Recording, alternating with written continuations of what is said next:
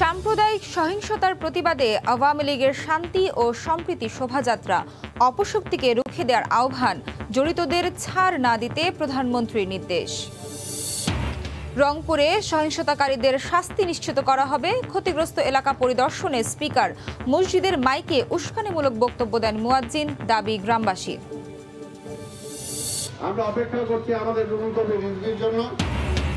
সাম্প্রদায়িক সহিংসতা বিরোধী কর্মসূচিতে বিএনপি নেতাদের হযবরল অবস্থা, লন্ডনের নির্দেশনার অপেক্ষায় না থাকার আহ্বান জাফরুল্লাহর। ৩ দিন আটকে থাকার পর প্রবালদ্বীপ সেন্ট মার্টিন থেকে ফিরেছেন ৩ শতাধিক পর্যটক। পর্যটন মৌসুম ছাড়া টেকনাফ সেন্ট মার্টিন রুটে চলাচলকারী নৌযানের বিরুদ্ধে ব্যবস্থা। এবং টি-20 বিশ্বকাপে টিকে থাকার মিশনে রাতে ওমানের বিপক্ষে মাঠে নামবে বাংলাদেশ। দ্বিতীয় রাউন্ডে ওঠার আশা ডমিঙ্গোর, সৌম্যর বদলে ফিরছেন নাইম শেখ।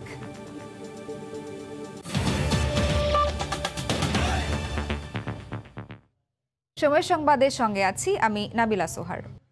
সাম্প্রদায়িক সহিংসতার প্রতিবাদে শান্তি ও সম্প্রীতির শোভাযাত্রা করেছে আওয়ামী লীগ।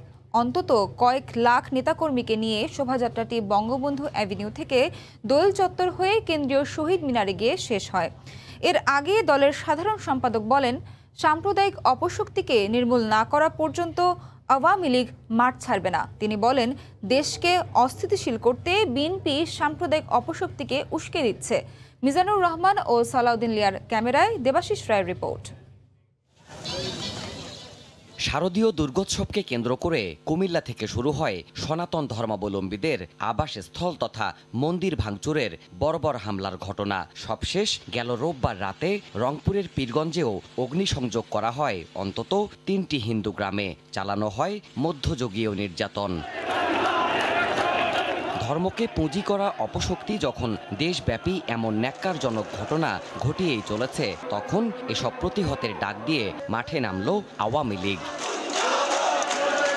মঙ্গলবার সকালে বঙ্গবন্ধু অ্যাভিনিউয়ে সম্প্রীতি সমাবেশ ও শান্তি শোভাযাত্রার আয়োজন করে কেন্দ্রীয় আওয়ামী লীগ। এতে কার্যনির্বাহী সংসদের কেন্দ্রীয় নেতাদের পাশাপাশি অংশ নেন দলটির অঙ্গ ও সহযোগী সংগঠনের অসংখ্য নেতাকর্মী। খোলা ট্রাকের উন্মুক্ত মঞ্চে সাধারণ সম্পাদক ওবায়দুল কাদের বলেন, রাজপথে এখনো সক্রিয় আওয়ামী লীগ, জবাব দেয়া হবে প্রত্যেকটি অপকর্মের। আওয়ামী লীগ রাজপথ ছাড়ে না যতদিন না এই সাম্প্রদায়িক অপশক্তির বিষ দাঁত আমরা ভেঙে দিতে পারবো, ততদিন পর্যন্ত আওয়ামী লীগ রাজপথে থাকবে। বিএনপির উস্কানিতেই রাজনৈতিক অপশক্তি দেশের স্থিতিশীলতা নষ্টের পায়তারা করছে বলেও অভিযোগ ওবায়দুল কাদেরের। বিএনপি আজকে সাম্প্রদায়িক শক্তিকে উস্কে দিয়ে দেশে গোলা পানিতে মাছ শিকার করতে চায়। আমরাও জানি কারা এদের ফান্ডিং করছে। হিন্দু ভাই বোনদের বলবো, আপনাদের ভয় নাই, শেখ হাসিনা আপনাদের সঙ্গে আছেন। সমাবেশ শেষে অন্তত কয়েক লাখ নেতাকর্মীকে নিয়ে কেন্দ্রীয় নেতারা শোভাযাত্রা বের করেন। বঙ্গবন্ধু অ্যাভিনিউ থেকে গনি রোড ও দোয়েল চত্বর হয়ে কেন্দ্রীয় শহীদ মিনারে এসে শোভাযাত্রাটি শেষ হয়। দেবাশিস রায়, সময় সংবাদ, ঢাকা। এদিকে রাজধানীর বাইরেও সাম্প্রদায়িক সহিংসতার ঘটনায় প্রতিবাদ কর্মসূচি পালন করেছেন আওয়ামী লীগ নেতারা। এছাড়া মানববন্ধন করেছেন বিভিন্ন বিশ্ববিদ্যালয়ের শিক্ষকরা। চিত্রকর্ম প্রদর্শনীর মধ্য দিয়েও জানানো হয় দুষ্কৃতকারীদের রুখে দেওয়ার দাবি। ব্যুরো রিপোর্টার ও জেলা প্রতিনিধিদের পাঠানো তথ্য ছবি নিয়ে রিপোর্ট। দেশের বিভিন্ন স্থানে সাম্প্রদায়িক সহিংসতার বিরুদ্ধে সোচ্চার সর্বস্তরের মানুষ। কেন্দ্রীয় কর্মসূচির অংশ হিসেবে ফেনী জেলা আওয়ামী লীগের পক্ষ থেকে শান্তির শোভাযাত্রা বের হয়। শোভাযাত্রা থেকে হামলার ইন্ধনদাতাদের খুঁজে বের করার জোরালো দাবি জানানো হয়। দেশের উন্নয়ন এবং অগ্রগতি ব্যাহত করার জন্য যারা অশুভ কাজ করতেছে তাদের বিরুদ্ধে এক হয়ে এটার প্রতিবাদ করুন। আমরা সবাই সম্প্রীতির মধ্যে দিয়ে এগিয়ে নিতে চাই বাংলাদেশটিকে। সনাতন ধর্মাবলম্বীদের বাড়িঘর, মঠ, মন্দির, আশ্রম সহ বিভিন্ন জায়গায় হামলার প্রতিবাদে চট্টগ্রামেও শোভাযাত্রা বের করে মহানগর আওয়ামী লীগ। এই সময় নেতাকর্মীরা হুঁশিয়ারি দিয়ে বলেন, অতীতের মতো এবারও সব ধরনের সহিংসতা শক্ত হাতে প্রতিহত করবে আওয়ামী লীগ। এদিকে চট্টগ্রাম বিশ্ববিদ্যালয়েও সম্প্রীতি সমাবেশ করেন শিক্ষক-শিক্ষার্থীরা। সম্প্রীতি কোনোভাবে যাতে বিনষ্ট না হয় সেজন্যই আমরা জনগণকে সাথে নিয়ে এই কর্মসূচি। আমরা শান্তি ও সাম্যের অসাম্প্রদায়িক বাংলাদেশ মুক্তিযুদ্ধের চেতনাকে ধরে রাখতে চাই, প্রতিষ্ঠা করতে চাই। মুসলিম, হিন্দু, বৌদ্ধ, খ্রিস্টান সবাই একসঙ্গেই চলবে। আমাদের কোনো একটা অংশের যদি উপরে কোনো আঘাত আসে সেটি আমরা মেনে নেব না। হামলাকারীদের বিচারের দাবিতে চাঁদপুরেও সম্প্রীতি সমাবেশ করে জেলা আওয়ামী লীগ। এই সময় শিক্ষামন্ত্রী ও আওয়ামী লীগের যুগ্ম সাধারণ সম্পাদক ডাক্তার দীপুমণি বলেন, ৭১ এবং ৭৫-এর ঘাতকরা আবারও দেশে অস্থিতিশীল পরিবেশ তৈরির চেষ্টা করছে। আগামী নির্বাচনকে সামনে রেখে দেশকে অস্থিতিশীল করতে চায়, দেশের অগ্রযাত্রাকে ব্যাহত করতে চায়, সরকারকে তার সম্মানকে ক্ষুণ্ণ করতে চায়। বৈরী আবহাওয়া উপেক্ষা করে ব্রাহ্মণবাড়িয়া শহরের ধীরেন্দ্রনাথ দত্ত ভাষা চত্বরে জড়ো হন ছাত্র মৈত্রী জেলা শাখার নেতাকর্মীরা। সম্প্রীতির দেশে যারা অশান্তি করার চেষ্টা করছেন তাদের বিরুদ্ধে আইনি ব্যবস্থা নেওয়ার দাবি জানান তারা। পরে প্রতিবাদী নাচ, আবৃত্তি ও চিত্রকর্ম প্রদর্শন হয়। এছাড়া যশোর, চুয়াডাঙ্গা, সিলেট, বরিশাল সহ দেশের বিভিন্ন স্থানে সহিংসতা রোধে শোভাযাত্রা, মানববন্ধন সহ নানা কর্মসূচি করা হয়। ফারিয়া ফারজানা, সময় সংবাদ। কয়েকটি জেলায় হিন্দু সম্প্রদায়ের ওপর সহিংসতার প্রতিবাদে রাজধানীর পল্টন মোড় থেকে মিছিল নিয়ে ঢাকেশ্বরী মন্দির যাচ্ছে বাংলাদেশ হিন্দু বৌদ্ধ খ্রিস্টান ঐক্য পরিষদ। মিছিলের সঙ্গে আছেন রিপোর্টার শাতিলা শারমিন। সরাসরি যাচ্ছি তার কাছে। শাতিলা, আমার বোন আহত কেন, আমার ভাই আহত কেন, জবাব দে। নাবিলা, এখন হচ্ছে যে মিছিলটি আমরা দেখতে পাচ্ছি, এই মিছিলটা হচ্ছে একটি সম্প্রীতির মিছিল, আপনি জানিয়েছেন। এবং সেই মিছিল থেকে একটি বিষয় বলা হচ্ছে, সেটি হচ্ছে যে এই যে হিন্দু সম্প্রদায়ের মানুষের উপর হামলা, সেই হামলাটি যাতে সুষ্ঠু বিচার হয় এবং যতগুলো হামলা এখন পর্যন্ত হয়েছে অতীত থেকে শুরু করে সেই হামলাগুলোর বিচার তারা দাবি করছেন। আরেকটি বিষয় বলে রাখি, সেটি হচ্ছে যে মিছিলটি শুরু হয়েছিল পল্টন মোড় থেকে এবং পল্টন মোড় থেকে প্রেস ক্লাব ঘুরে দোয়েল চত্বর হয়ে মিছিলটি কিন্তু এগিয়ে যাচ্ছে ঢাকেশ্বরী মন্দিরের দিকে। অর্থাৎ এক ধরনের মেসেজ বা বার্তা এই মিছিল থেকে দেওয়ার চেষ্টা হচ্ছে, সেটি হচ্ছে যে সাম্প্রদায়িকতার বিরুদ্ধে যে বিষ বাষ্প, যে বিষ আসলে ছড়িয়ে দেওয়া হচ্ছে এই জনপদে, সেটি যেন আমূল উৎপাদন করা যায় এবং সব ধর্মের মানুষ, জাতি, ধর্ম, বর্ণ নির্বিশেষে যেন তারা অসাম্প্রদায়িক বাংলাদেশের যে স্বপ্নটি মানুষ বুকে লালন করে সেই স্বপ্নটি যেন তারা বাস্তবায়ন করতে পারে, সেই দাবিটি তাদেরকে তাদের মিছিল থেকে বা তাদের প্রতিবাদ থেকে জানানো হচ্ছে। আরেকটি বিষয় বলে রাখি, সেটি হচ্ছে যে এখানে যারা অংশ নিয়েছেন তারা একটি বিষয় খুব গুরুত্বের সাথে তুলে ধরতে চাচ্ছেন, কারণ হচ্ছে যে প্রতি বছর দুর্গা উৎসবকে কেন্দ্র করে যে ধরনের ধর্মীয় উস্কানির ব্যাপারগুলো চলে আসে, এগুলো সামাজিক যোগাযোগ মাধ্যম থেকে শুরু করে বিভিন্ন মাধ্যমে যেভাবে ছড়িয়ে দেওয়া হয় তার বিরুদ্ধে তারা কথা বলেছেন। এবং এই কথা বলার কারণটি হচ্ছে যে সাম্প্রদায়িকতার যে বিষয়টি আসলে এক ধরনের ষড়যন্ত্রমূলকভাবে যে ছড়িয়ে দেওয়া হয় সেই বিষয়টিও কিন্তু তারা বোঝাতে চেয়েছেন। এবং বাংলাদেশে যে অসাম্প্রদায়িক যে ধর্মবর্ণ নির্বিশেষে যে উৎসবগুলোতে অংশ নেওয়ার যে রীতি, যে মানুষের মধ্যে যে রীতিটি আবহমান কাল ধরে চলে আসছে, সেটি যেন অব্যাহত থাকে সেই বিষয়টিও তারা বলতে চেয়েছেন। আরেকটি বিষয় হচ্ছে শুধুমাত্র হিন্দু সম্প্রদায় না, তারা সব ধর্মের মানুষের আসলে স্বাধীনভাবে মত প্রকাশ এবং স্বাধীনভাবে তাদের ধর্মীয় উৎসবগুলো পালন করার যে অধিকার রয়েছে, সেই অধিকারগুলোর উপর যাতে হস্তক্ষেপ না হয় সেই বিষয়টিও জানিয়েছেন। আরেকটি বিষয় হচ্ছে যে এই হামলা বা এই ধরনের ঘটনার পরে যে ধরনের আইনানুগ ব্যবস্থা নেওয়া দরকার সেই ব্যবস্থার উপর তারা জোর দিয়েছেন এবং শান্তিপূর্ণভাবে যাতে এই হামলার কারীদের দৃষ্টান্তমূলক শাস্তি হয় সেই বিষয়টি নিশ্চিত করার বিষয় তারা বলেছেন। এই ছিল সর্বশেষ। নাবিলা, বাংলাদেশ হিন্দু বৌদ্ধ খ্রিস্টান ঐক্য পরিষদের মিছিলের সবশেষ খবর জানাতে এতক্ষণ আমাদের সঙ্গে সরাসরি যুক্ত ছিলেন রিপোর্টার শাতিলা শারমিন। সাম্প্রদায়িক সহিংসতা বন্ধ ও দোষীদের গ্রেফতারের দাবিতে প্রতিবাদ কর্মসূচি পালন করেছেন ঢাকা বিশ্ববিদ্যালয়ের শিক্ষক শিক্ষার্থীরা। বিক্ষোভ করেছে কয়েকটি ছাত্র সংগঠন।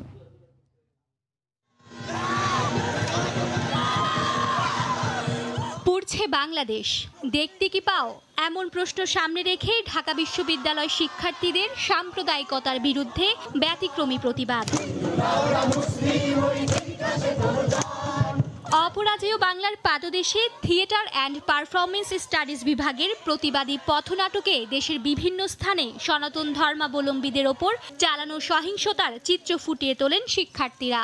সাম্যের গান গেয়ে অসাম্প্রদায়িক বাংলাদেশের ধারাবাহিকতা বজায় রাখতে আহ্বান তাদের। একটা বিশেষ গোষ্ঠী বা বিশেষ মহল আমাদের এই সোনার বাংলাতে একটা অরাজকতা তৈরি করে ফেলেছে এবং সেই জায়গা থেকে আমরা চাচ্ছি যে আবার আমরা সেই 1971 সালের চেতনাকে উজ্জীবিত করতে সংস্কৃতির মাধ্যমে, গানের মাধ্যমে, নাটকের মাধ্যমে আমার প্রতিবাদ জানাবো। রুখে দাও সাম্প্রদায়িকতা, সম্প্রীতির বাংলাদেশ গড়ার এই মিছিলে যোগ দেন বিশ্ববিদ্যালয়ের শিক্ষকরাও। সাম্প্রদায়িক সহিংসতাকারীদের গ্রেফতার ও সাজা নিশ্চিতের দাবি জানান তারা। একটি ঘটনাকে কেন্দ্র করে দেশের 15টি জেলায় যেভাবে ঘটনা ঘটেছে সেটা আমাদের সাংঘাতিকভাবে ভাবিয়ে তোলে। কোনো অবস্থাতেই এই সমস্ত সন্ত্রাসীদেরকে মাথা দাঁড়ানোর জন্য কোনো সুযোগ দেব না। এদিন সন্ত্রাস বিরোধী রাজু ভাস্কর্যের সামনে মানববন্ধন করেন প্রগতিশীল ছাত্র জোট ও ছাত্র ইউনিয়ন। দুষ্কৃতিকারী যারা হামলাকারী তাদেরকে যেন অবিলম্বে গ্রেফতার করা হয়। সাম্প্রদায়িক শক্তিকে রুখতে সরকারের প্রতি আহ্বান জানান শিক্ষার্থীরা। মার্জিয়া মুমু, সময় সংবাদ, ঢাকা। দেশের বিভিন্ন জায়গায় সাম্প্রদায়িক হামলার প্রতিবাদে রাজধানীর শাহবাগে জাতীয় জাদুঘরের সামনে মানববন্ধন করছেন প্রগতিশীল লেখক সাহিত্যিকরা। এই মুহূর্তে সেখানে আছেন রিপোর্টার শাকির আহমেদ, সরাসরি যাচ্ছে তার কাছে। শাকির, জানেন দেশের বিভিন্ন জেলায় সংখ্যালঘু সম্প্রদায়, বিশেষ করে আমি যদি বলি সনাতন ধর্মাবলম্বীদের যে উপাসনালয়, সেই উপাসনালয়ে প্রতিমা ভাঙচুর, তাদের বাড়ি ঘরে অগ্নিসংযোগ দেওয়া সহ নানা ধরনের সাম্প্রদায়িক হামলা যে দেশব্যাপী হচ্ছে, সেটির প্রতিবাদে কিন্তু রাজধানীর শাহবাগে জাতীয় জাদুঘরের সামনে শিল্পী, সাহিত্যিক এবং সাংবাদিকরা কিন্তু দলমত নির্বিশেষে দাঁড়িয়েছেন। তারা বলছেন যে দীর্ঘদিন ধরে এই ধরনের সংখ্যালঘু নির্যাতনের যে ঘটনা ঘটছে সেটির বিষয়ে দ্রুত পদক্ষেপ না নেওয়া, অর্থাৎ যারা তাদেরকে বিচারের আওতায় না আনার কারণে কিন্তু এই ধরনের ঘটনা বারবার ঘটছে। তারা বলছেন যে এই ধরনের হামলার সঙ্গে যারা সম্পৃক্ত তারা বারবারই তাদের রাজনৈতিক পরিচয় দিয়ে আসলে পার পেয়ে যান। সুতরাং কোনো ধরনের রাজনৈতিক পরিচয় বিবেচনায় না এনে যারা অপরাধী, এগুলোর সঙ্গে সংশ্লিষ্ট, তাদেরকে চিহ্নিত করার পাশাপাশি তাদেরকে কঠোর শাস্তির আওতায় আনতে হবে। পাশাপাশি তারা কিন্তু বলছেন যে সংখ্যালঘুদের সুরক্ষায়, বিশেষ করে সনাতন ধর্মাবলম্বী সহ দেশে যারা সংখ্যালঘু রয়েছেন তাদের সুরক্ষায় সংখ্যালঘু কমিশন গঠন এবং আলাদা আইন সহ নানা ধরনের সুরক্ষার কথা কিন্তু তারা এই সমাবেশ থেকে দাবি তুলছেন। তারা আরেকটি বিষয় বলছেন যে দেশের বিভিন্ন স্থানে আসলে ধর্ম অবমাননার কথা বলে সামাজিক যোগাযোগ মাধ্যমে এক ধরনের পোস্ট দিয়ে বা গুজব রটিয়ে সাম্প্রদায়িক এসব হামলার উস্কানিদাতা যারা রয়েছেন তাদেরকে সরকারের পক্ষ থেকে তথ্য প্রযুক্তির যে সক্ষমতা রয়েছে সরকারের, সেটির মাধ্যমে তাদেরকে যেন চিহ্নিত করার পাশাপাশি তাদেরকেও বিচারের আওতায় আনা হয়। অর্থাৎ ফেসবুক বা সামাজিক মাধ্যমে যারা গুজব ছড়াচ্ছেন, এই ধরনের ধর্ম অবমাননার গুজব যারা ছড়ান, সেই বিষয়গুলো যেন তাদেরকেও যেন চিহ্নিত করে তাদেরকেও যেন বিচারের আওতায় আনা হয়। শাহবাগের এই সমাবেশে কিন্তু দলমত নির্বিশেষে কবি, সাহিত্যিক, শিল্পী, সাংবাদিকরা অংশ নিয়েছেন। আপনি দেখতে পাচ্ছেন যে বৈরী আবহাওয়া যেটি রয়েছে সেটিকে উপেক্ষা করেও কিন্তু এই শিল্পী, সাহিত্যিকরা আজকে এই জাতীয় জাদুঘরের সামনে জড়ো হয়েছে। তাদের একটি দাবি, সংখ্যালঘুদের ওপর যে ধরনের হামলা হয়েছে সেটির জন্য খুব দ্রুত বিচার করে তাদেরকে আইনের আওতায় আনা হয়। সোহার, এই ছিল রাজধানীর শাহবাগ থেকে সংখ্যালঘুদের উপর হামলার প্রতিবাদে আয়োজিত বিক্ষোভ সমাবেশের সর্বশেষ খবরাখবর। সোহার, জাতীয় জাদুঘরের সামনে মানববন্ধন করছেন প্রগতিশীল লেখক সাহিত্যিকরা। সেখান থেকে সবশেষ খবর জানাচ্ছিলেন রিপোর্টার শাকির আহমেদ। সাম্প্রতিক ধর্মীয় সহিংসতার বিরুদ্ধে কঠোর ব্যবস্থা নিতে স্বরাষ্ট্র মন্ত্রণালয়কে নির্দেশ দিয়েছেন প্রধানমন্ত্রী শেখ হাসিনা। মন্ত্রিসভার বৈঠক শেষে দুপুরে ব্রিফিংয়ে একথা জানান মন্ত্রিপরিষদ বিভাগের সচিব। এ সময় ধর্মীয় নেতাদের ভূমিকা রাখার আহ্বান জানান প্রধানমন্ত্রী। কুমিল্লার ঘটনায় সম্পৃক্তদের প্রকৃত তথ্য সংগ্রহ করা হচ্ছে বলেও জানান সচিব। কুমিল্লা, চাঁদপুর, নোয়াখালী, ফেনীর পর সহিংসতা ছড়িয়েছে রংপুর সহ বহু জায়গায়। এর মধ্যে সক্রিয় হয়েছে আইন শৃঙ্খলা রক্ষাকারী বাহিনী সহ গোয়েন্দা সংস্থাগুলো। আটক, গ্রেপ্তার হয়েছে অনেক। তবে মূল দুষ্কৃতিকারী কারা এখনো উন্মোচিত হয়নি সেই রহস্য। মঙ্গলবার সকালে প্রধানমন্ত্রী শেখ হাসিনার সভাপতিত্বে অনুষ্ঠিত মন্ত্রিসভার বৈঠকে আলোচনায় ঠাঁই পায় বিষয়টি। গণভবন থেকে ভার্চুয়ালি যোগ দেন প্রধানমন্ত্রী। সভায় পুরো পরিস্থিতি পর্যালোচনার পাশাপাশি স্বরাষ্ট্র মন্ত্রণালয়কে কঠোর ব্যবস্থা নেয়ার নির্দেশ দেন প্রধানমন্ত্রী শেখ হাসিনা। আগেই বলে দেওয়া হয়েছে হোম মিনিস্ট্রিকে যে এটা একদম খুব স্টার্ন অ্যাকশনে যেতে হবে, যারা যারা এর সাথে জড়িত আছে তাদেরকে অবশ্যই ধরতে হবে। পাশাপাশি একটা পরিষ্কার একটু জনগণকে একটু করতে হবে যে রিপারকেশন করা যাবে না, রিয়াকশন করা যাবে না। যত তাড়াতাড়ি সম্ভব তদন্ত করে এই যারা এগুলো সূত্রপাত করলো তাদেরকে আপনার অ্যাকশন নিতে। ধর্ম নিয়ে বাড়াবাড়ি না করার পাশাপাশি ধর্মীয় নেতাদের এ ব্যাপারে এগিয়ে আসতে প্রধানমন্ত্রী আহ্বান জানিয়েছেন বলেও জানান মন্ত্রিপরিষদ সচিব। ধর্মীয় এবং যারা রাজনৈতিক ব্যক্তিত্ব আছে তাদেরকে অনুরোধ জানানো হয়েছে এটা জনগণের সাথে শেয়ার করার জন্য, যে ছোটোখাটো টুইস্টিং কেউ করলেই যে এইভাবে রিয়াকশন করতে হবে এটা করা যাবে না। এটি ইসলাম ডাজ নট পারমিট। দেশের সাম্প্রতিক সবগুলো সহিংসতার ঘটনায় দোষীদের শনাক্ত করার চেষ্টা চলছে। তবে কুমিল্লার ঘটনায় সম্পৃক্তদের ব্যাপারে সরকারের হাতে যথেষ্ট তথ্য প্রমাণ থাকার ইঙ্গিত দেন মন্ত্রিপরিষদ সচিব। কুমিল্লার বিষয়ে আমার ধারণা যে খুব কুইকলি একটা ফাইন্ড আউট হবে। হেসান জুয়েল, সময় সংবাদ, ঢাকা। কুমিল্লায় সহিংসতার ঘটনায় মূল অভিযুক্ত বিভিন্ন স্থানে পালিয়ে বেড়াচ্ছে। শিগগিরই তাকে আইনের আওতায় আনা হবে বলে জানিয়েছেন স্বরাষ্ট্রমন্ত্রী। দুপুরে র্যাবের প্রযুক্তিগত আধুনিকায়ন কার্যক্রমে উদ্বোধনী অনুষ্ঠানে তিনি একথা বলেন। মন্ত্রী জানান, ঢাকার এক ব্যক্তিকে কুপিয়ে হত্যার ভিডিওকে নোয়াখালীর যতন সাহাকে হত্যার ভিডিও হিসেবে সামাজিক মাধ্যমে ছড়িয়ে দিয়ে সাম্প্রদায়িক উস্কানি দিচ্ছে একটি স্বার্থান্বেষী মহল। আমাদের এই উপমহাদেশে অনেক দেশেই অনেক কিছু করে। আমরা কোনো দেশের সম্বন্ধে আমরা কখনো কিছু বলি না। আমরা বলি আমাদের দেশে সাম্প্রদায়িক সম্প্রীতি আমরা অটুট রাখব। আমরা অনেকটা পথ এগিয়ে গিয়েছি। এটা বিনষ্ট করার জন্য আজকে দেখছি নানান ধরনের তৎপরতা। পুরনো ছবি ও ভিডিও ফুটেজ ব্যবহার করে সাম্প্রদায়িক সহিংসতা ছড়িয়ে দিচ্ছে একটি মহল। বিশেষজ্ঞরা বলছেন, সামাজিক মাধ্যমে পোস্ট বা শেয়ার দেওয়ার আগে সতর্ক হতে হবে, না হলে পড়তে হতে পারে আইনি জটিলতায়। রংপুরের পীরগঞ্জে হিন্দু বাড়িতে আগুন দেওয়ার একটি ভিডিও ঘুরছে সামাজিক যোগাযোগ মাধ্যমে। সেই ভিডিও থেকে স্ক্রিনশট নিয়ে ছড়িয়ে দিচ্ছে বিভিন্ন গ্রুপ। তথ্য যাচাই করে দেখা গেছে আগুনের ভিডিওটি রংপুরের নয়, ভারতের ত্রিপুরার। গত 12ই অক্টোবর ত্রিপুরার কমলপুরের মরাছড়া এলাকায় পূজা মণ্ডপ ও দোকানপাটে আগুন লাগার ঘটনা এটি। জমিজমা নিয়ে বিরোধের জেরে রাজধানীর মিরপুরের পল্লবীতে ধারালো অস্ত্র দিয়ে কুপিয়ে হত্যা করা হয় শাহিন নামে একজনকে। এ ঘটনায় 3 আসামিকে গ্রেফতারও করা হয়েছে। অথচ এই ভিডিওটিকেই নোয়াখালীর যতন সাহাকে হত্যার দৃশ্য বলে বিভ্রান্তি ছড়াচ্ছে একটি মহল। কোরআন অবমাননার প্রতিবাদ করায় এক তরুণকে হত্যার এই খবরটিও ছড়িয়ে পড়েছে সামাজিক যোগাযোগ মাধ্যমে। অথচ ছবিটি 1.5 বছরের পুরনো। এছাড়া মিরপুরের কেন্দ্রীয় মন্দিরে হামলার বিষয়টিকে সাম্প্রতিক ঘটনা বলে গুজব ছড়ানো হচ্ছে। অথচ এই ঘটনাটিও 1.5 বছর আগের। একটি সংগঠন বলছে, সাম্প্রতিক পরিস্থিতিতে একটি মহল পরিকল্পিতভাবে সামাজিক যোগাযোগ মাধ্যমে গুজব ছড়াচ্ছে। চট্টগ্রামে ভিন্ন একটি ঘটনা, একটা গ্রেপ্তার ব্যক্তিকে কোরআনের অবমাননাকর একজন ব্যক্তি হিসেবে দেখানো হচ্ছিল।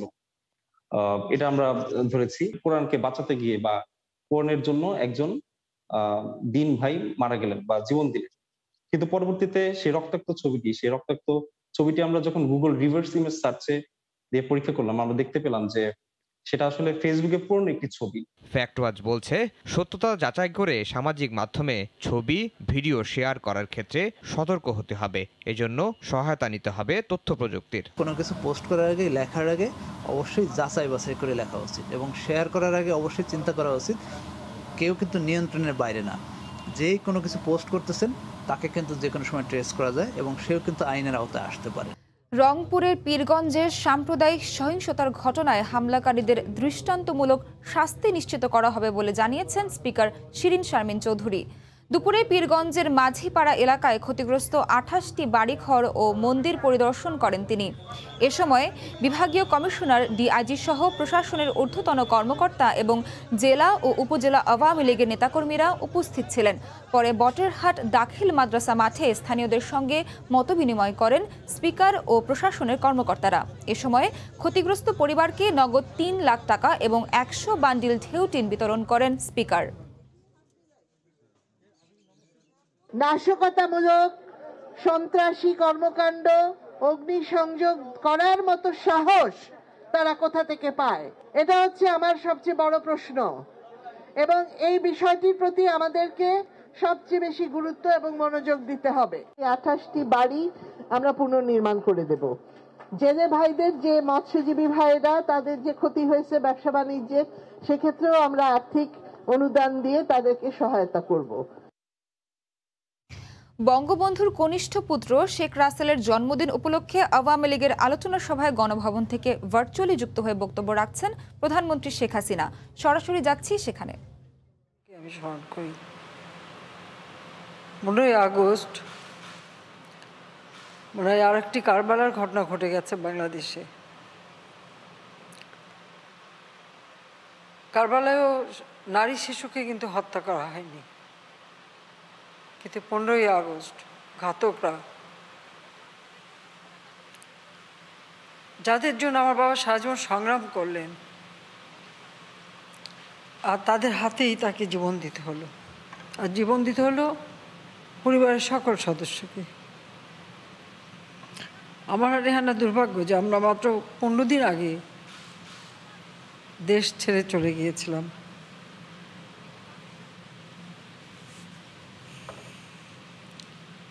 যেদিন যাই সবাই ছিল, কিন্তু এরপরে যেদিন ফিরে আসি কেউ ছিল না। রাসেল আমাদের সবার ছোট, 64 সালে জন্ম, 57 বছর বয়স রাসেলের। আজকে 2021, এই 57 বছর বয়স হতো তার, কিন্তু 10 বছরেই তাকে হারিয়ে যেতে হলো ঘাতকের নির্মম বুলেটের আঘাতে। পাকিস্তানি শাসকরা যে কোনো সময় বাংলাদেশে এই বিশেষ করে পূর্ববঙ্গে কিছু হলেই তারা সবসময় একটা না একটা সমস্যা তৈরি করত। 64 সালে যেমন হিন্দু মুসলমান রাইটও হয়েছে, বাঙালি বিহারি রাইটও হয়েছে বাংলাদেশে বারবার।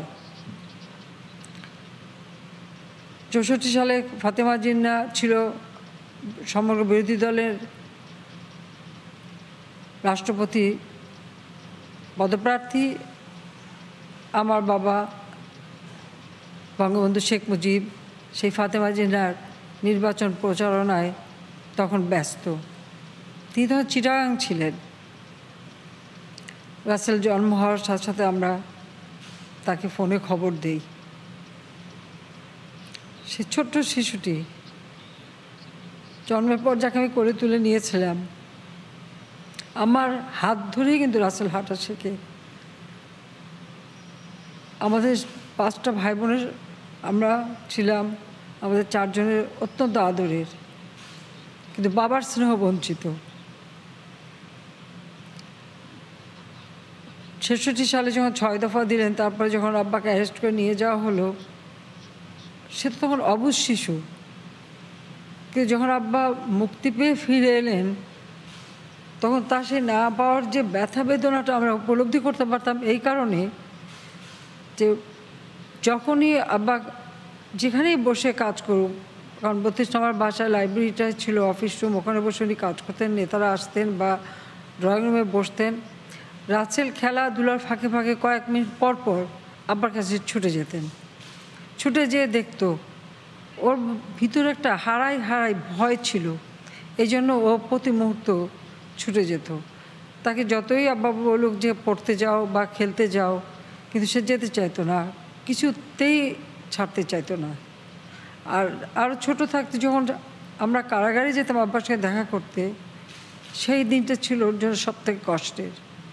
সে ঘুমাতে চাইতো না, শুধু কাঁদতো এবং আমাদের সবাইকে ডাকতো। আমরা সবাই যে তার বিছনার পাশে তাকে তার সাথে থাকতাম, বসতাম। এই একটা কষ্ট নিয়েই কিন্তু বড় হচ্ছিল। আর তারপরে চরম আঘাত পেল ৭১ সালে। আর যে খুনিরা রাসেলকে হত্যা করলো, মানে একটা পরিবার, শুধু আমাদের বাসা না, আমার মেজ ফুপুর বাড়ি আক্রমণ করলো, সেখানে গুলি করে সেই পরিবারের সদস্যদের হত্যা করলো। গুলির আঘাতে আমার মেজ ফুপু পঙ্গু ছিলেন। আমার ফুফাতো বোন এখনও বেঁচে আছে, একটা পঙ্গু। আরও একটা ফুফাতো ভাই, সেও গুলি খাওয়া। বোন আর একটা, সেও আছে গুলি খাওয়া। এরকম অনেকেই, এবং ওই দিন আরও অনেকেই যারা গুলিতে হয়তো আহত ছিল, বেঁচে গেছে, তারাও কিন্তু সেই অবস্থায় বেঁচে আছে। আর আমাদের প্রতিষ্ঠান বাড়িতে কেউই ছিল না, সকলকেই ঘাতকের দল হত্যা করে।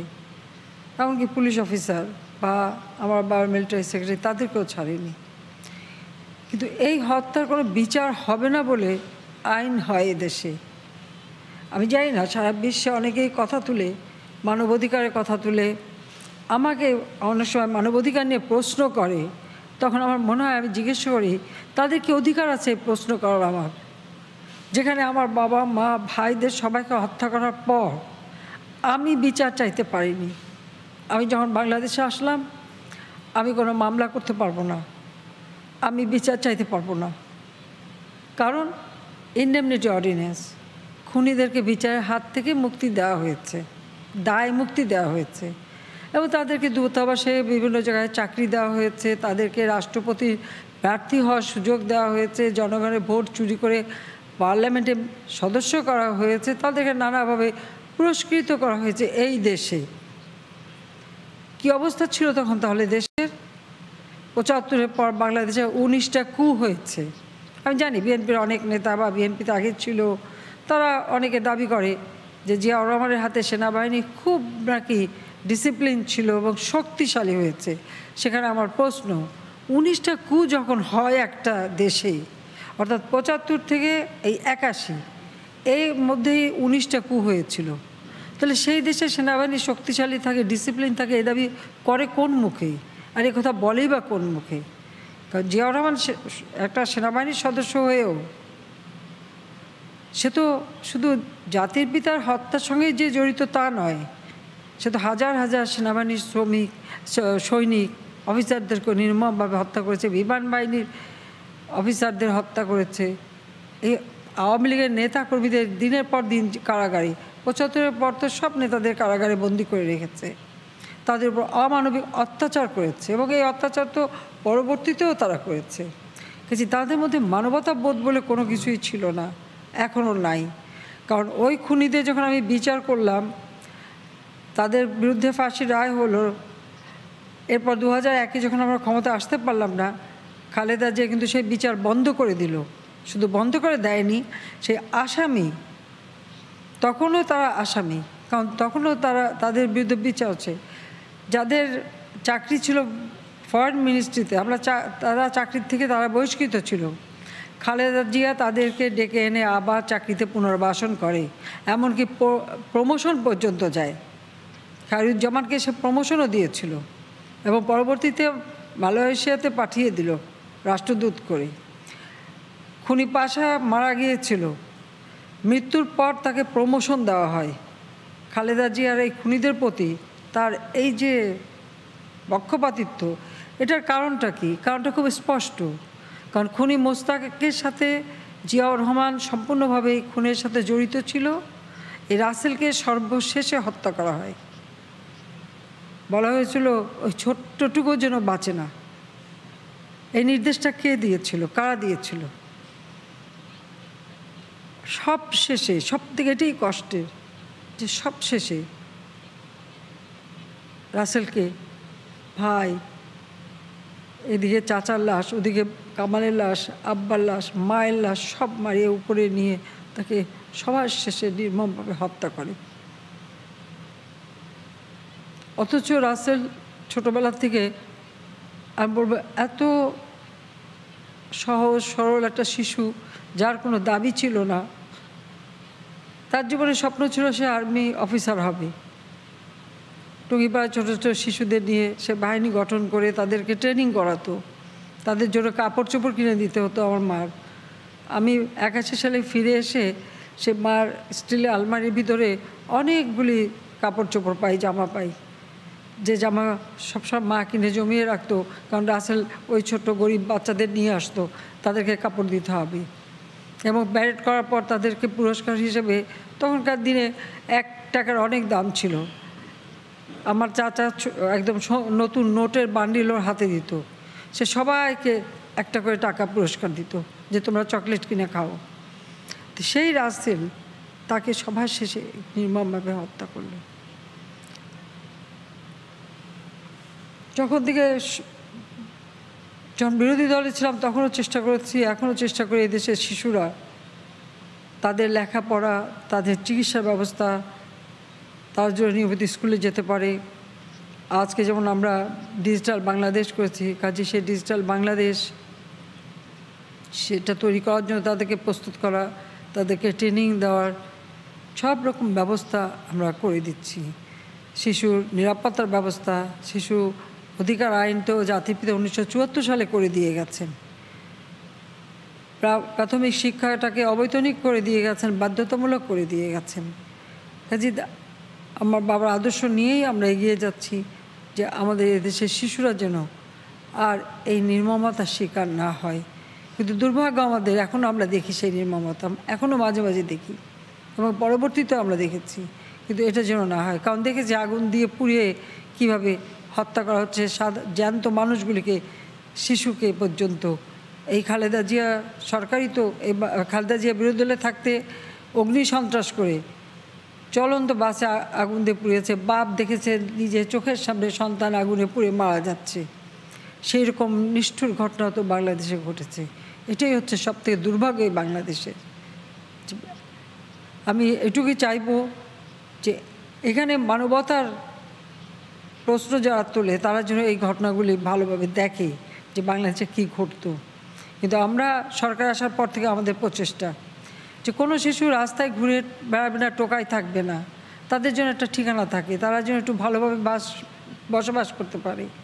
তাই আমাদের একটাই লক্ষ্য যে এদেশের প্রতিটি মানুষ একটা ঘর পাবে, গৃহহীন মানুষ, প্রতিটি মানুষ শিক্ষা পাবে, চিকিৎসা পাবে, ভালোভাবে বাঁচবে, সুন্দরভাবে বাঁচবে। এবং একটা শিশু তার যে মেধা, তার যে জ্ঞান, তার যে বুদ্ধি, সেটা যেন বিকশিত হতে পারে, যেন বাংলাদেশকে তার সামনের দিকে এগিয়ে নিয়ে যেতে পারে, সেই চেষ্টাই আমি করে যাচ্ছি।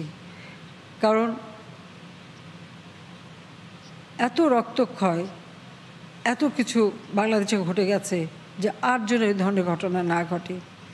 বাংলাদেশ অসাম্প্রদায়িক চেতনার দেশ, এখানে সব ধর্মের মানুষ তার ধর্ম পালন করবে স্বাধীনভাবে। আমাদের সংবিধানেও সেই নির্দেশনা দেওয়া আছে, আমাদের ইসলাম ধর্মেও সেই কথাই বলে। নবী করিম সাল্লাল্লাহু আলাইহি সাল্লামও বলেছেন যে ধর্ম নিয়ে বাড়াবাড়ি করো না। কাজে সেই বাড়াবাড়ি যেন কেউ না করে সেটাও আমরা চাই। এবং এদেশে সব মানুষ যেন শান্তিতে বসবাস করতে পারে, সেটাই আমাদের লক্ষ্য। যে আমি জানি আমাদের ছোট্ট ভৌগোলিক সীমারেখায় ছোট দেশ হলেও জনসংখ্যার দিক থেকে অনেক বড়, কিন্তু সেই দেশেই আমি চাই যে প্রত্যেকটা মানুষের জীবন যেন সুন্দর হয়, উন্নত হয়, প্রত্যেকটা মানুষ যেন তার অন্ন বস্ত্র পায়, উন্নত জীবন পায়, যেটা জাতির পিতার স্বপ্ন ছিল সেটা যেন আমরা পূরণ করতে পারি, সেটাই আমার লক্ষ্য। আজকে রাসেল নেই, কিন্তু এদেশের হাজার হাজার শিশুরা তাদের জীবনের নিরাপত্তা, তাদের জীবনের সব চাহিদা যেন পূরণ হয়, তারা যেন সুন্দরভাবে বাঁচতে পারে, মানুষের মতো মানুষ হতে পারে, দেশপ্রেমে যেন তারা উদ্বুদ্ধ হয়, সেটাই আমরা করে যেতে চাই। তাই সুকান্তের ভাষায় আমি বলে যেতে চাই যে এ বিশ্বকে এ শিশুর বাসযোগ্য করে যাব আমি, নবজাতকের কাছে এ আমার অঙ্গীকার। কবি সুকান্ত এই কথা বলেছিল, আমি তারই ভাষায় এই কথা বলে যেতে চাই যে এটাই আমার লক্ষ্য। যে বিশ্বকে পারবো কি না জানি না, কিন্তু আমার দেশের মানুষের জন্য যেন আমি একটা সুন্দর পরিবেশ তৈরি করে যেতে চাই, যেন আমার আসলের মতো কাউকে যেন জীবনে হারাতে না হয়। একটা শিশু তার যে আকাঙ্ক্ষা সেটা পূরণ হলো না, অচিরেই তাকে জীবন দিতে হলো, রক্ত দিতে হলো। এই ঘটনার জন্য বাংলাদেশে আর না ঘটে, সেটাই আমাদের আকাঙ্ক্ষা, সেটাই আমরা চাই। সবাই রাসেলের জন্য দোয়া করবেন, 15 আগস্টে যারা শাহাদাত বরণ করেছে তাদের জন্য দোয়া করবেন। আল্লাহ রাব্বুল আলামিন যেন ওকে বেহেশতে নসিব করে রাসূলকে সেই দোয়া করে সবার কাছে দোয়া চাই আমি, এবং সবাইকে আলোচনায় অংশগ্রহণের জন্য ধন্যবাদ জানিয়ে আমার বক্তব্য শেষ করছি। সবাইকে ধন্যবাদ। জয় বাংলা, জয় বঙ্গবন্ধু, বাংলাদেশ চিরজীবী হোক। গণভবন থেকে ভার্চুয়ালি যুক্ত হয়ে বক্তব্য রাখছিলেন প্রধানমন্ত্রী শেখ হাসিনা। আমরা এতক্ষণ যুক্ত ছিলাম সেখান থেকে।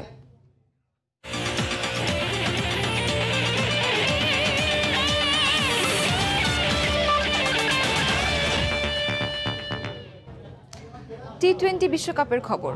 প্রথম পর্বে নিজেদের দ্বিতীয় ম্যাচে ওমানের বিপক্ষে মাঠে নামবে বাংলাদেশ ক্রিকেট দল। মাস্কাটে দু দলের ম্যাচটি শুরু হবে বাংলাদেশ সময় রাত 8টায়। ম্যাচের আগে কঠোর অনুশীলনে নিজেদের প্রস্তুত করে নিয়েছে মাহমুদুল্লাহ বাহিনী। প্রথম ম্যাচে স্কটল্যান্ডের কাছে হেরে যাওয়ায় আসরে টিকে থাকতে হলে জয়ের বিকল্প নেই টাইগারদের। সমীকরণ বলছে মূল পর্বে যেতে হলে ওমানের বিপক্ষে ম্যাচ ছাড়াও গ্রুপ পর্বের শেষ ম্যাচেও পাপুয়া নিউগিনির বিপক্ষে জিততেই হবে বাংলাদেশকে। এদিকে ওমানের বিপক্ষে টাইগারদের একাদশে ওপেনার সৌম্য সরকারের পরিবর্তে খেলবেন নাইম শেখ। এর আগে 2016 সালে টি-20 বিশ্বকাপে একবারের সাক্ষাতে জিতেছিল বাংলাদেশ। গেল ম্যাচের ভুল শুধরে বাঁচা মরার লড়াইয়ে জয় ছাড়া ভিন্ন কিছুই ভাবছে না মুশফিক, সাকিব, মুস্তাফিজরা। সাম্প্রদায়িক সহিংসতা বিরোধী কর্মসূচিতে বিএনপির হযবরল অবস্থা। প্রেসক্লাবের সামনে প্রতিবাদী মানববন্ধনে অংশ নেন কেন্দ্রীয় নেতা। প্রধান অতিথি হিসেবে বিএনপির সিনিয়র যুগ্ম মহাসচিব রুহুল কবির রিজভির আসার কথা থাকলেও বারবার ঘোষণার পরও আসেননি তিনি। এদিকে রাজধানীতে এক অনুষ্ঠানে লন্ডনের নির্দেশের অপেক্ষায় না থেকে মানুষের পাশে দাঁড়াতে বিএনপির প্রতি আহ্বান জানান ডক্টর জাফরুল্লাহ চৌধুরী।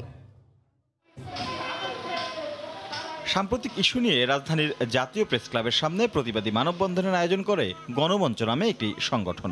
প্রধান অতিথি করা হয় বিএনপির সিনিয়র যুগ্ম মহাসচিব রুহুল কবির রিজভিকে। অতিথি ছিলেন বিএনপির কেন্দ্রীয় পর্যায়ে আরও বেশ কয়েকজন নেতা। গুড়ি গুড়ি বৃষ্টি মাথায় নিয়েই রাজধানীর প্রেস ক্লাবের সামনে বেলা 11:30 নাগাদ শুরু হয় গণমঞ্চের জামায়াত।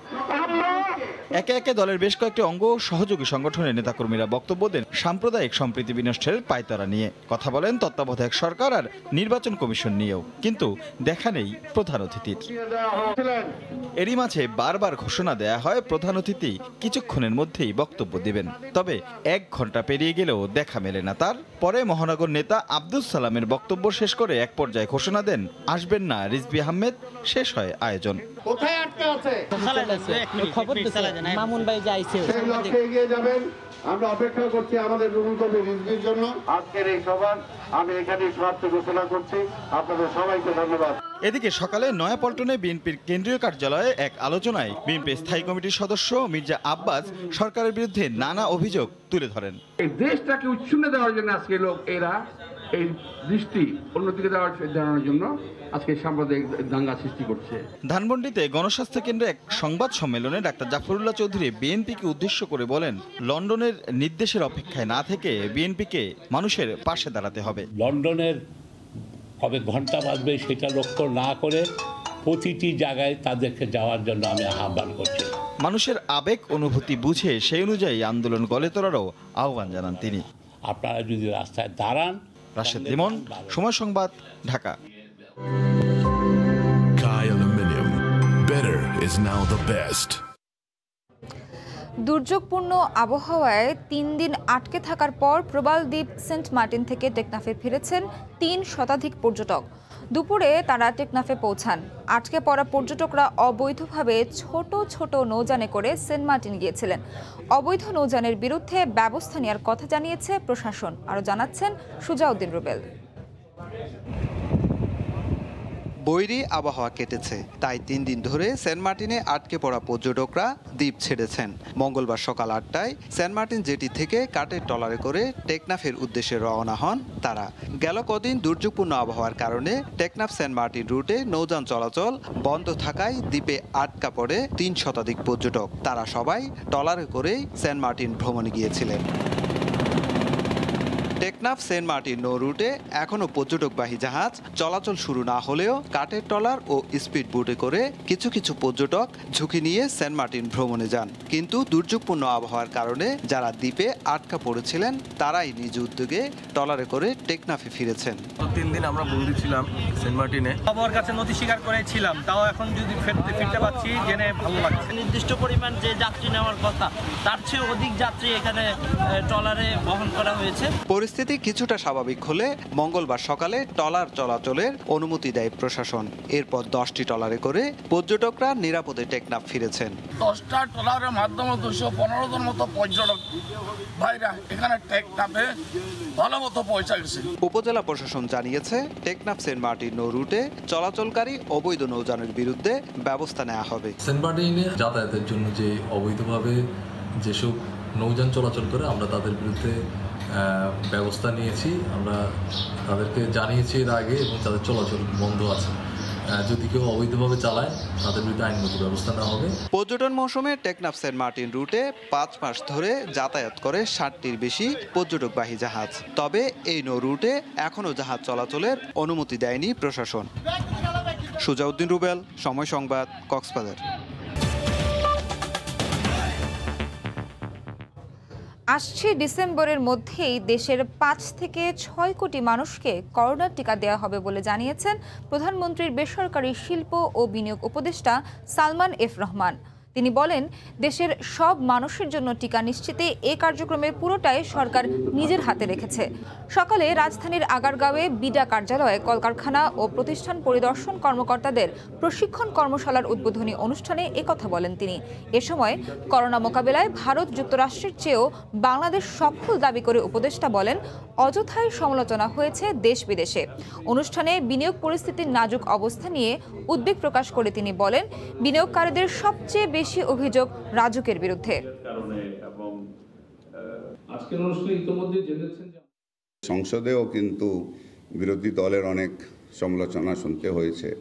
সেটা হলে আমাদের ভ্যাকসিনেশন টিকা নিয়ে ডিসেম্বরের মাসের মধ্যে আপনার প্রায় 5 কোটি থেকে 6 কোটি মানুষের কিন্তু টিকা কমপ্লিট হয়ে যাবে। আমার এখানে 27,000 লোক মারা গেছে, তো আমেরিকাতে তাহলে সেই হিসাবে 50,000 লোক বা 60,000 লোক মারা যাওয়া উচিত। 5.5 লক্ষ লোক মারা গেছে আমেরিকা। এ পর্যায়ে শীর্ষ সংবাদ জানিয়ে দিচ্ছি আরেকবার।